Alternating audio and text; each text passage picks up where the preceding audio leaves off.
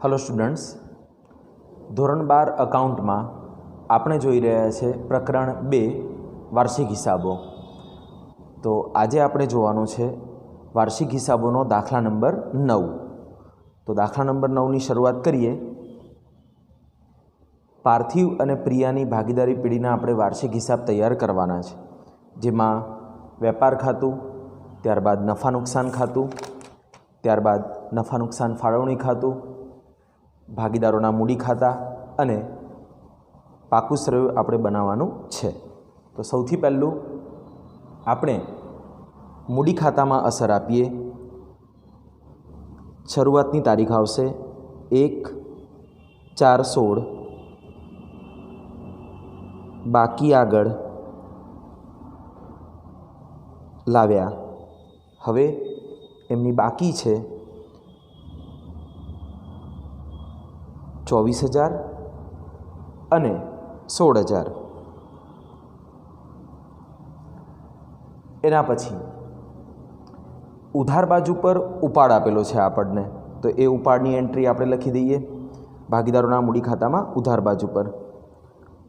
પણ એમાં પહેલા હવાલામાં તમને પ્રિયાના ઉપાડની તારીખ પહેલી આપેલી છે, એટલે એ લખીશું પહેલાં 1/10/16। વિગતમાં આવશે ઉપાડ ખાતે। હવે પહેલાં આપણે પ્રિયાનો ઉપાડ લખીશું, તો પ્રિયાએ ઉપાડ કર્યો છે 3200નો, તો પ્રિયાના ખાનામાં લખીશું 3200। ત્યારબાદ છેલ્લી તારીખ 31/3/17 ઉપાડ ખાતે, અને પાર્થિવનો ઉપાડ આપણને આપેલો છે 4800 રૂપિયા। પ્રિયામાં ડેશ કરી દઈશું, બરાબર છે, કારણ કે બંનેની ઉપાડની તારીખો આપણને અલગ અલગ આપેલી છે એટલા માટે। ત્યારબાદ હવે આપણે એના પરનો પહેલો હવાલો સોલ્વ કરી લઈએ। તો પહેલો હવાલો છે મૂડી પર 8% લેખે વ્યાજ। તો આપણે મૂડી પર 8% વ્યાજ ગણવાનું છે, તો એની અસર મૂડી ખાતામાં જમા બાજુ પર આવશે। છેલ્લી તારીખ 31/3/17 મૂડી પર વ્યાજ। આપણે મૂડી જે છે એની ગણતરી કરીએ તો પહેલા ભાગીદારની મૂડી છે 24,000, એના આપણે કરીશું 8%, એટલે થશે 1920, અને બીજો ભાગીદાર છે 16,000, એના 8% કરીશું તો એ થશે 1280। તો આ મૂડીના વ્યાજની અસર મૂડી ખાતામાં જમા બાજુ આપ્યા બાદ આપણે ફાળવણીમાં એની અસર ક્યાં આપીશું? ઉધાર બાજુ પર। ઉપરની 2-3 લીટી છોડીને હેડિંગ મારીશું, મૂડી પર વ્યાજ, 2 નામ લખાશે, પાર્થિવ અને પ્રિયા। એમની રકમ 1920 અને 1280। તો આપણે ટોટલ કરીશું 1920 પ્લસ 1280, એટલે ટોટલ થશે એનું 3200। તો આ થયો આપણા મૂડી પર વ્યાજનો હવાલો। ત્યારબાદ આપણને પાર્થિવ અને પ્રિયાના ઉપાડના વ્યાજ એ રીતે આપણે ગણવાનું છે। તો ઉપાડના વ્યાજની અસર ભાગીદારોના મૂડી ખાતામાં ઉધાર બાજુ પર, તારીખમાં છેલ્લી તારીખ 31/3/17, વિગતમાં આવશે ઉપાડ પર વ્યાજ। તો હવે આ ઉપાડ પર આપણે વ્યાજની ગણતરી અલગથી કરીએ। હેડિંગ મારીશું, ઉપાડ પર વ્યાજ। એમાં પહેલું પાર્થિવ। હવે પાર્થિવ માટે રકમ વાંચો। પાર્થિવે કુલ કેટલાનો ઉપાડ કર્યો છે? 4800નો, અને નીચે પહેલા હવાલામાં પાર્થિવ દર માસને અંતે 400નો ઉપાડ કરે છે, એટલે એક માસનો ઉપાડ આપ્યો છે 400, એવા 12 મહિના, એટલે 12 ચોક 4800। તો એનું સૂત્ર થશે I બરાબર PRN/100। આ રીત આપણે ચેપ્ટર નંબર 1માં ટૂંકા દાખલાઓમાં જોઈ ગયા. પીની જગ્યાએ માસિક ઉપાડની રકમ 400. આર આપણને ઉપાડના વ્યાજનો દર આપેલો છે 12% ગુણ્યા પહેલા હવાલામાં લખેલું છે પાર્થિવે દર માસને અંતે, હવે અંતે ઉપાડે એટલે કેટલા આવે 66/12. બરાબર છે. તો આપણે આની ગણતરી કરીએ. જોઈ લો 400 ગુણ્યા 12 ગુણ્યા 66 ભાગ્યા 1200 એટલે ટોટલ વ્યાજ થશે 264 રૂપિયા. બરાબર છે. ફરી 400 એના 12% ગુણ્યા 66 ભાગ્યા 12 કરીશું તો 264 રૂપિયા વ્યાજ આવશે. અને પ્રિયાના ઉપાડનું વ્યાજ ગણીએ. પ્રિયા, હવે પ્રિયા એ ટોટલ ઉપાડ કરે છે 3200નો, તો 3200 ગુણ્યા ઉપાડનું વ્યાજ છે 12% છેદમાં 100 ગુણ્યા એ ક્યારે ઉપાડ કરે છે એ તારીખ આપણે જોઈ ગયા. પ્રિયા ઉપાડ કરે છે 1/10ના રોજ. 1/10 એટલે કેટલા મહિનાનું વ્યાજ ગણાશે? 31/3/17 સુધી 6 મહિનાનું, એટલે ગુણ્યા 6 ભાગ્યા 12 તો 3200 એના 12% ગુણ્યા 6 ભાગ્યા 12 એટલે કેટલું થશે વ્યાજ? 192 રૂપિયા વ્યાજ એ થશે. એટલે ટોટલ 264 અને 192 રૂપિયા એ વ્યાજ ગણાશે. તો આપણે એની અસર આપી દઈએ. ઉપાડ પર વ્યાજ, પાર્થિવનું વ્યાજ થશે 264 અને પ્રિયાનું ઉપાડનું વ્યાજ થશે 192 રૂપિયા. બરાબર છે. હવે આની અસર એ આપણે ફાળવણી ખાતામાં જમા બાજુ પર આપી દઈએ. ઉપરની 2-3 લીટી છોડી દઈશું. લખવાનું ઉપાડ પર વ્યાજ, 2 નામ લખીશું, પાર્થિવ અને પ્રિયા. રકમ 264 અને 192 ટોટલ કરીએ. 264 પ્લસ 192 એટલે ટોટલ થશે 456. તો આ આપણા પહેલા હવાલા સોલ્વ થઈ ગયા, જેમાં આપણને મૂડી અને ઉપાડ પર વ્યાજ ગણવા માટે આપ્યું છે. હવે આપણે કાચા સરવૈયાની ઉધાર બાકીઓથી શરૂઆત કરીએ સ્ટેપ બાય સ્ટેપ. તો એમાં પહેલો હવાલો, ખરીદીની ચોખ્ખી પડતર. હવે ખરીદી ક્યાં આવે? તો વેપાર ખાતામાં ઉધાર બાજુ પર. ખરીદીની ચોખ્ખી પડતર. હવે ખરીદીની ચોખ્ખી પડતર એ આપણને આપેલી છે 1,06,000. તો એને ઇનર કોલમ લખીશું 1,06,000. હવે ખરીદી પર એમ તો નીચેના હવાલામાં કોઈ પોઈન્ટ આપેલો નથી, પણ જમા બાજુ પર, કાચા સરવૈયામાં જમા બાજુ પર નમૂના તરીકે વહેંચેલ માલ આપેલો છે. હવે નમૂના તરીકે વહેંચેલ માલ એટલે અન્ય રીતે ગયેલ માલની જાવક કહેવાય, જે ખરીદીમાંથી શું કરતા હોઈએ છીએ આપણે? માઇનસ. એટલે અહીંયા માઇનસ કરીશું. નમૂના તરીકે વહેંચેલ માલ, એની રકમ 2,000. એટલે ટોટલ 1,06,000માંથી 2 જાય તો કેટલા રહેશે? 1,04,000.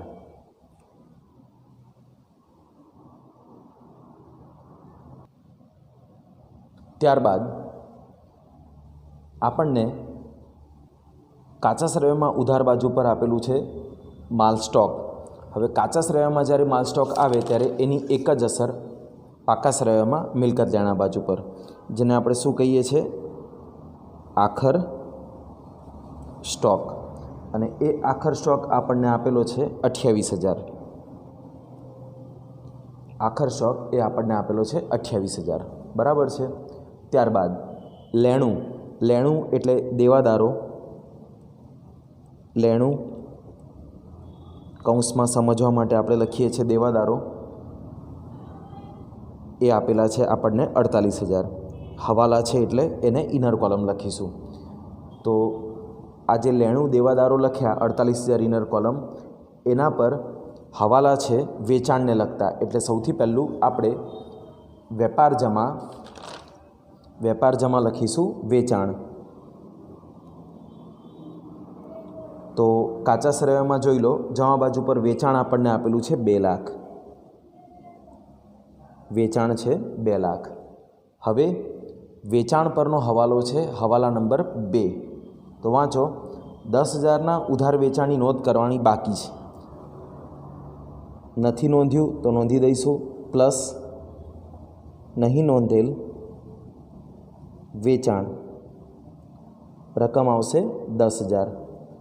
એટલે ટોટલ એનું થશે ઇનર કોલમ 2,10,000. હવે યાદ રાખજો, નહીં નોંધેલ વેચાણ વેચાણમાં પ્લસ કર્યું તો એ દેવાદારોમાં પણ એ રકમ પ્લસ થશે.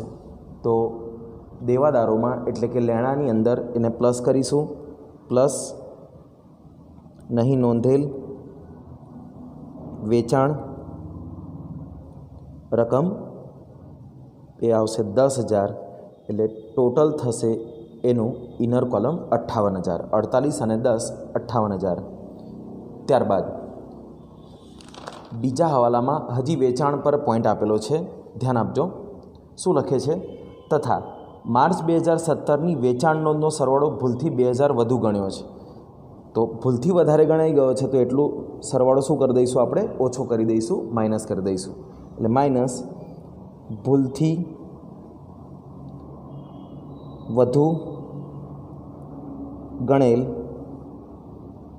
સરવાળો.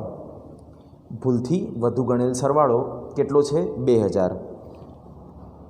તો 2,000 માઇનસ કરીને આઉટર કોલમ લખીશું 2,08,000. હવે એક પોઈન્ટ છે અહીંયા કે જો વેચાણના સરવાળાની ભૂલ છે તો એ ખાલી વેચાણને જ અસર કરે, એ બીજા કોઈ પોઈન્ટને અસર ના કરે, કારણ કે આ કોઈ સિદ્ધાંતની ભૂલ નથી, આ માત્ર સરવાળાની ભૂલ છે. એટલે સરવાળો ભૂલથી વધુ ગણાઈ ગયો હતો તો આપણે એને શું કરી દીધા? માઇનસ કરી દીધા. બરાબર. તો આ સાથે આપણો બીજો હવાલો અહીંયા પૂરો થાય છે અને વેચાણની રકમ આપણે આઉટર કોલમ લખી નાખી. હવે પોઈન્ટ નંબર 3 છે, એ દેવાદારો પર જે આપણે અત્યારે કન્ટિન્યુ ગણીએ છીએ, તો એ હવાલો એને સોલ્વ કરીએ. તો શું લખે છે જુઓ. હવાલા નંબર 3, 2,000ની વધારાની ઘાલખાદ માંડીવાળો. એટલે આમાંથી આપણે માઇનસ કરીશું ઘાલખાદ 2,000. એટલે 58,000માંથી 2,000 માઇનસ કરીશું એટલે ઇનર કોલમ 56,000. અને 5% ઘાલખાદ અનામતની જોગવાઈ કરો. આમાં જ આપણે ગણવાનું છે માઇનસ ઘાલખાદ અનામત 5%. તો આપણે કેલ્સી પર ગણીશું જે દેવાદારો વધ્યા એના, તો 56,000 એના 5% એ થશે 2,800. એટલે રકમ 2,800 માઇનસ કરીને 56,000 એમાંથી માઇનસ 2,800 માઇનસ કરીશું એટલે આઉટર કોલમ રહેશે 53,200. હવે આ ઘાલખાદ અને ઘાલખાદ અનામત ગણી જેનું ફોર્મેટ એ ક્યાં બનશે? નફા નુકસાન ઉધાર. તો નફા નુકસાન ખાતામાં ઉધાર બાજુ પર ઉપરની 2-3 લીટી છોડીને લખવાનું ઘાલખાદનું ફોર્મેટ બનાવીએ. તો ઘાલખાદ કૌંસમાં કાચા સરવૈયાની પ્લસ ઘાલખાદ કૌંસમાં હવાલાની પ્લસ ઘાલખાદ અનામત કૌંસમાં હવાલાની, એ ત્રણનું ટોટલ માઇનસ ઘાલખાદ અનામત કાચા સરવૈયાની. ચલો ઘાલખાદ કાચા સરવૈયામાં છે કે નહીં એ ચેક કરી લઈએ. તો ઘાલખાદ કાચા સરવૈયામાં નથી એટલે એની સામે શું કરીશું? ડેશ કરીશું. ત્યારબાદ ઘાલખાદ આપણે હવાલાની ગણી કેટલી છે? 2,000. તો અહીંયા આવશે ઘાલખાદ હવાલાની 2,000. ત્યારબાદ ઘાલખાદ અનામત આપણે ગણી 2,800. હવે ઘાલખાદ અનામત કાચા સરવૈયામાં નથી એટલે એને શું કરીશું? ડેશ કરીશું. તો 2000 અને પ્લસ 2800 એટલે ટોટલ થશે 4800. એ જ ટોટલ આપણે ક્યાં લખીશું? 4800 આઉટર કોલમ. બરાબર. જે પોઈન્ટ ન આપેલો હોય તો એની સામે આપણે શું કરવાની હોય છે? ડેશ કરવાની હોય છે. ઓકે. હવે દેવાદારોનો પોઈન્ટ અને ઘાલખાદ અનામત અને એ બધા પોઈન્ટ પૂરા કર્યા બાદ હવે આપણે જોઈએ કાચા સરવૈયામાં આગળ, એ છે મજૂરી અને પગાર. તો મજૂરી ક્યાં આવે? વેપાર ઉધાર. તો લખીશું મજૂરી પગાર. રકમ આઉટર કોલમ આવશે 10,000. રકમ આઉટર કોલમ આવશે 10,000. હવે હવાલા નંબર 6. તો હવાલા નંબર 6 શું કહે છે? વાંચો. ચૂકવવાની બાકી મજૂરીના 2000 મજૂરી ખાતે નોંધ્યા છે. ચૂકવવાની બાકી મજૂરીના મજૂરીમાં લખાઈ ગયા છે. બરાબર છે. પરંતુ ચૂકવવાની બાકી મજૂરીનું ખાતું કાચા સરવૈયામાં નોંધવાનું બાકી રહી ગયું છે. તો જે દેવા તરીકે આપણે ચૂકવવાની બાકી મજૂરી છે એની એન્ટ્રી બાકી છે. તો મૂડી દેવા બાજુ પર ઉપરની 5-7 લીટી છોડીને લખીશું ચૂકવવાની બાકી મજૂરી. બરાબર છે. તો ચૂકવવાની બાકી મજૂરી છે રકમ આઉટર કોલમ 2000. આ એક એવો હવાલો છે જેની કેટલી અસર આવશે? માત્ર એક જ અસર આવશે. એ હવાલો ફરી સમજાવું, ધ્યાન આપજો. ચૂકવવાની બાકી મજૂરીના 2000 મજૂરી ખાતે નોંધ્યા છે. એનો મતલબ અહીંયા મજૂરીમાં પ્લસ થઈ ગયા છે. બરાબર. પણ કાચા સરવૈયામાં નોંધવાનું બાકી હતું એટલે એની અસર ચૂકવવાની બાકી મજૂરી દેવા તરીકે એની એન્ટ્રી આપી આપણે. ત્યારબાદ મજૂરી પગાર પછી વેપાર ખર્ચ. વેપાર ખર્ચ એ ક્યાં આવશે? નફા નુકસાન ખાતામાં ઉધાર બાજુ પર. વેપાર ખર્ચ રકમ આઉટર કોલમ. રકમ છે 16,000. તો એ લખીશું 16,000 વેપાર ખર્ચ. ભલે વેપાર ખર્ચ છે પણ લખાશે ક્યાં? નફા નુકસાન ખાતામાં. ત્યારબાદ મકાન ક્યાં લખાશે? મિલકત લેણા. તો પાકા સરવૈયામાં પહેલું લખીશું મકાન. હવે ચેક કરી લેવાનું કે કોઈ હવાલો છે મકાન ઉપર. તો મકાન ઉપર આપણને અહીંયા કોઈ હવાલો આપવામાં આવેલો નથી એટલે મકાન ડાયરેક્ટ આઉટર કોલમ લખીશું 50,000. મકાન આઉટર કોલમ 50,000. ત્યારબાદ ફર્નિચર અને ફિટિંગ્સ એ આવશે મિલકત લેણા. ફર્નિચર ફિટિંગ્સ એ ફર્નિચર અને ફિટિંગ્સની રકમ છે 10,000 ઇનર કોલમ. રકમ 10,000 ઇનર કોલમ. ત્યારબાદ હવાલા નંબર 4. તો હવાલા નંબર 4 શું છે જોઈ લો. 4,000નું ફિટિંગ્સ નકામું થઈ ગયું છે જેની ચોપડે નોંધ કરવાની બાકી છે. 4,000નું ફિટિંગ્સ નકામું થઈ ગયું અને એની એન્ટ્રી કરવાની બાકી છે. હવે નકામું થઈ ગયું એટલે અહીંયા લખીશું માઇનસ માંડી વાળેલ. કેટલાનું છે? 4,000નું. તો 10,000માંથી 4,000 જશે તો આઉટર કોલમ 6,000.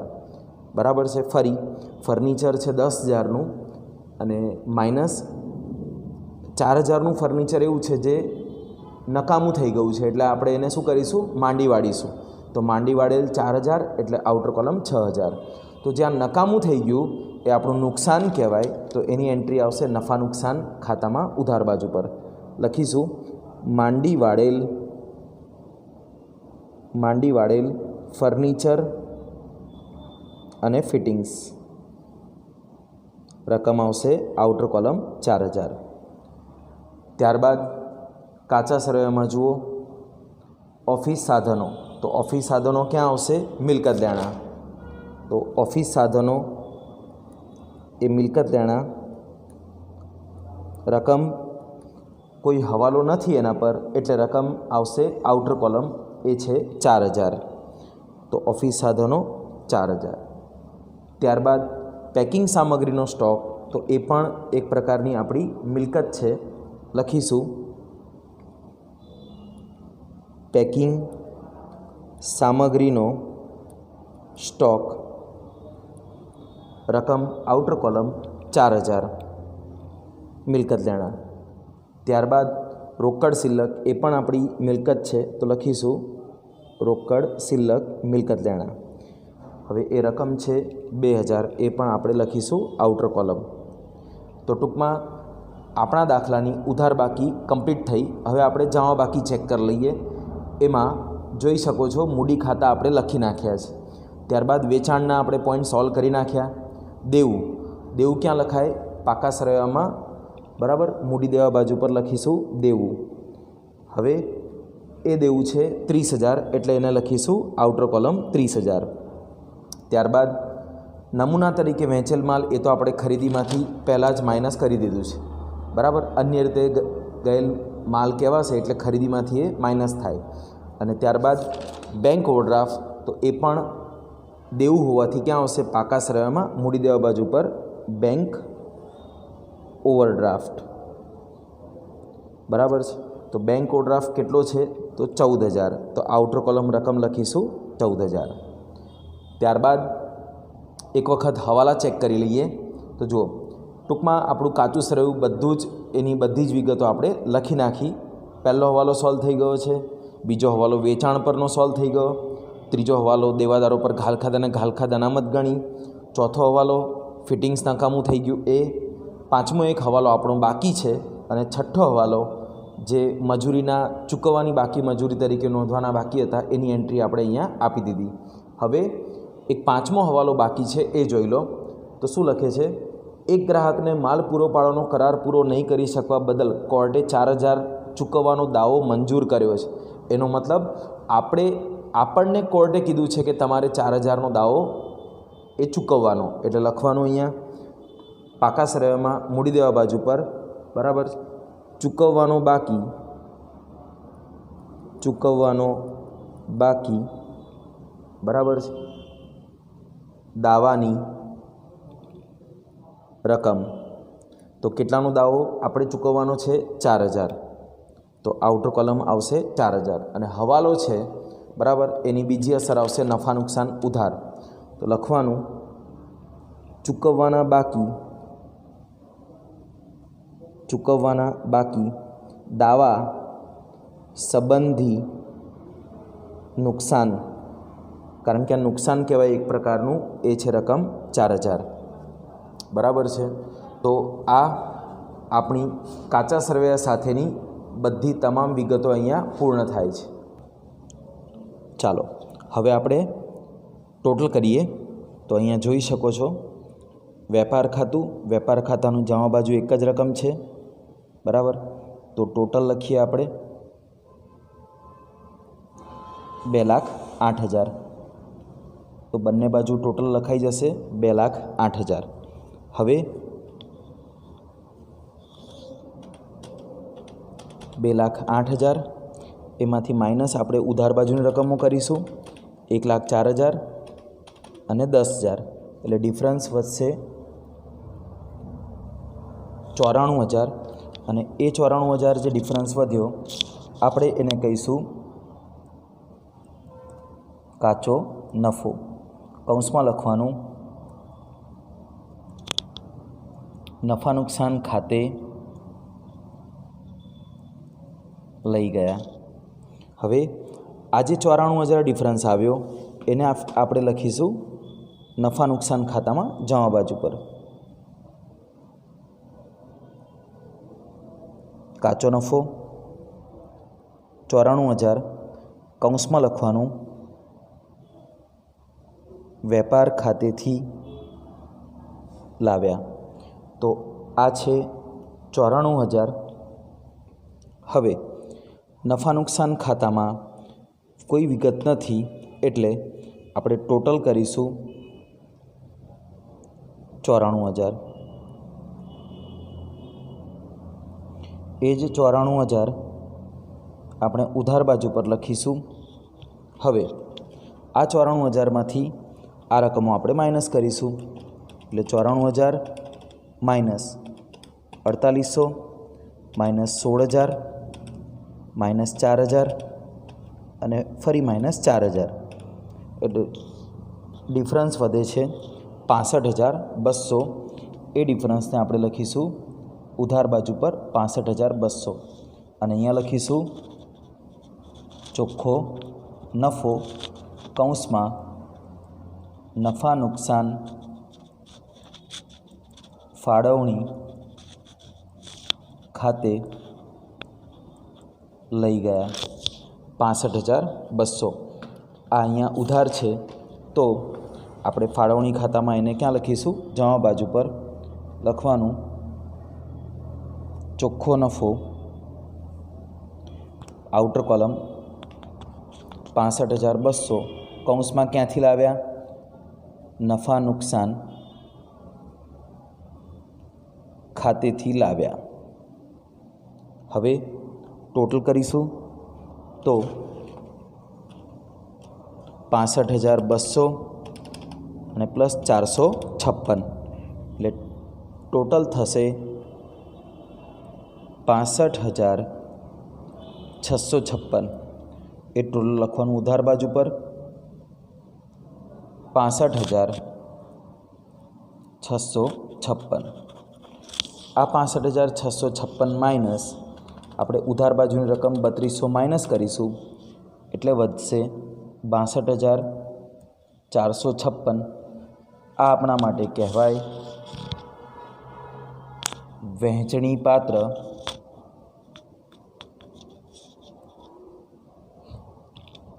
નફો. વહેંચણી પાત્ર નફો. બે નામ લખીશું, પાર્થિવ અને પ્રિયા.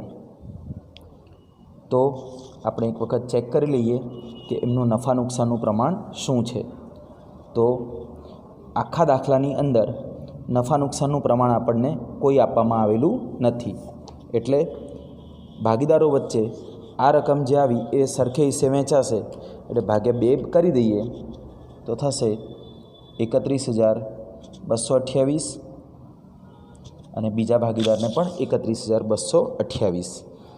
હવે આ વહેંચણી પાત્ર નફો નીચે ભાગીદારોના મૂડી ખાતામાં ક્યાં લખીશું? જમા બાજુ પર.